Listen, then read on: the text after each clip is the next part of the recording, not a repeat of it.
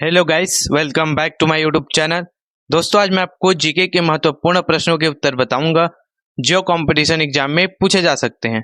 तो चलिए video start करते हैं। प्रश्न 1। भारतीय शिक्षक का महाअधिकार पत्र किसे कहा जाता है? आंसर ऑप्शन ए, वुड का घोषणा पत्र। भारतीय शिक्षक का महाअधिकार पत्र वुड का घोषणा पत्र को कहा जाता है, जो कि 1854 में किया गया था। आईएमपी क्वेश्चन है, आपको याद रखना है दोस्तों।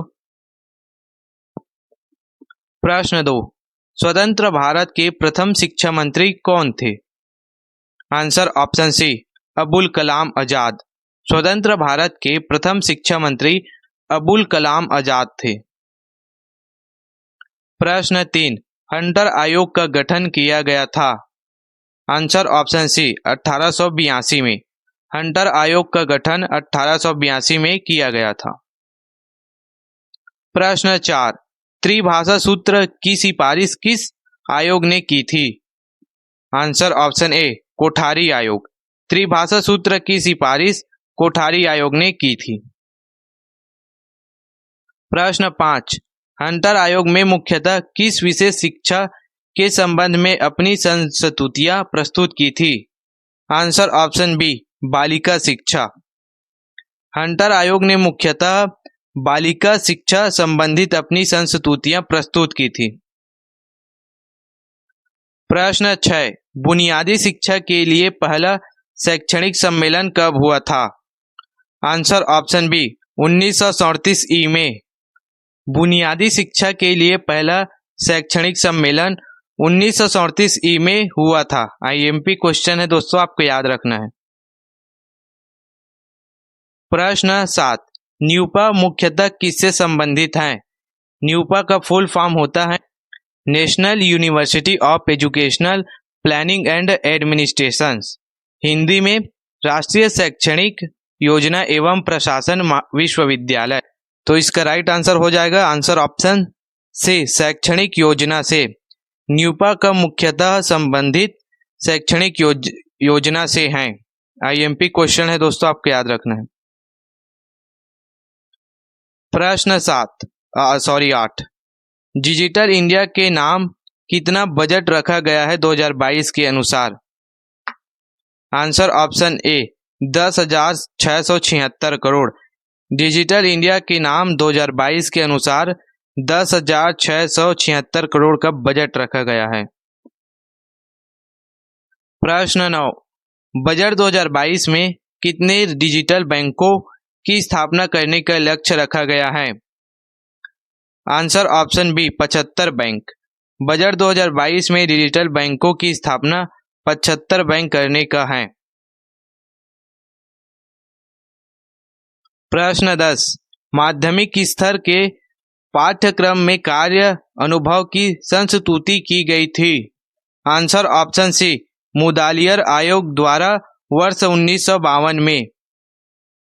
माध्यमिक स्तर के पाठ्यक्रम की संस्तुतियां मुदालियर आयोग द्वारा वर्ष 1952 में की गई थी। प्रश्न 11। शिक्षा के विषय में कोठारी आयोग द्वारा प्रस्तुत रिपोर्ट का शीर्षक था? आंसर ऑप्शन ए, शिक्षा और राष्ट्रीय विकास। शिक्षा के विषय में कोठारी आयोग द्वारा प्रस्तुत रिपोर्ट का शीर्षक शिक्षा और राष्ट्रीय विकास था। आईएमपी क्वेश्चन है, आपको याद रखना है।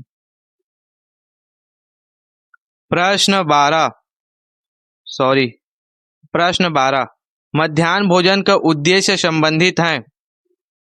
आंसर ऑप्शन डी, उपरोक्त सभी से। इन सभी से मध्याह्न भोजन का उद्देश्य संबंधित है। पहला है विद्यालय में पंजीयन नामांकन, दूसरा विद्यालय में नियमित पोषण, तीसरा है विद्यालय में नियमित शिक्षण। आईएमपी क्वेश्चन है, आपको याद रखना है। प्रश्न 13। यशपाल समिति रिपोर्ट का संबंध है? आंसर ऑप्शन बी, बिना बोझ के शिक्षा। यशपाल समिति रिपोर्ट का संबंध बिना बोझ के शिक्षा से है। प्रश्न 14। किस संवैधानिक संशोधन के तहत शिक्षा का मौलिक अधिकार बनाया गया? आंसर ऑप्शन बी, 46वां। 46वां संविधान संशोधन के तहत शिक्षा का मौलिक अधिकार बनाया गया? प्रश्न 15, कोलकाता विश्वविद्यालय आयोग 1919 के एक सदस्य कौन थे? Answer option B, sir Ashutosh Mukherjee. Kolkata विश्वविद्यालय आयोग का 1919 में एक सदस्य सर आशुतोष मुखर्जी थे। प्रश्न 16, देश का पहला ओपन यूनिवर्सिटी कहाँ स्थापित किया गया है? Answer option A, Hyderabad. देश का पहला ओपन यूनिवर्सिटी हैदराबाद में स्थापित किया गया है। आईएमपी क्वेश्चन है, आपको याद रखना है। प्रश्न 17, वर्ष 2022 के बजट में भारत सरकार ने कुल कितने बजट का प्रावधान किया गया है? Answer option A, 1,04,278 crore.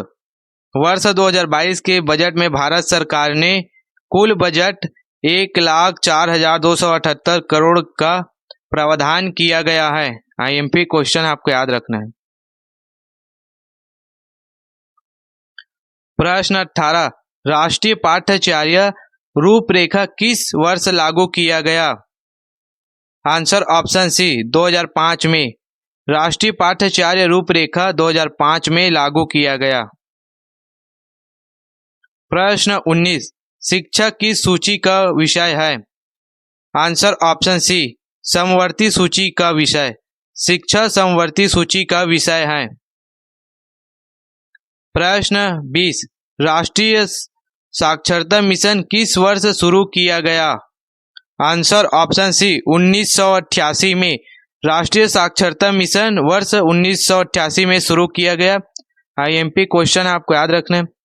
दोस्तों, इसी तरह के कंपटीशन एग्जाम से संबंधित वीडियो देखने के लिए मेरे वीडियो को लाइक करें, चैनल को सब्सक्राइब करें। धन्यवाद।